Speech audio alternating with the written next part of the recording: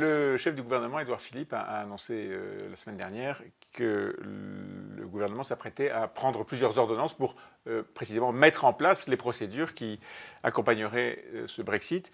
Vous êtes, vous, en charge de la loi d'habilitation, enfin de toute la mécanique parlementaire qui va permettre de ratifier ces ordonnances. Qu'est-ce qu'elles contiennent ?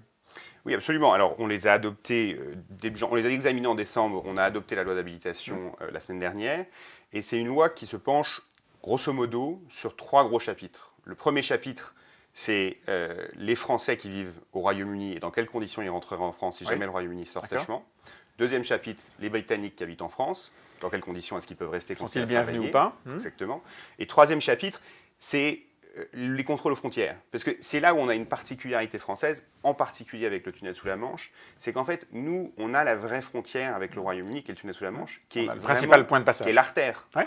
Ce n'est pas une frontière physique comme l'Irlande du Nord, où se pose tout un tas de questions politiques. En tout cas, il y a des postes de douane et des agents. Commercialement, c'est une frontière de dimension énorme et qui alimente les industries des deux côtés, y compris toute l'industrie européenne. Et donc, il faut réorganiser tout ça. Absolument. Ce sera fait dans les délais, je veux dire avant le 29 mars. Ce sera fait dans les délais. Il faut absolument qu'on se prépare. C'est pour ça qu'on a pris cette procédure un peu particulière, qui ne plaît pas beaucoup d'ailleurs normalement au Parlement.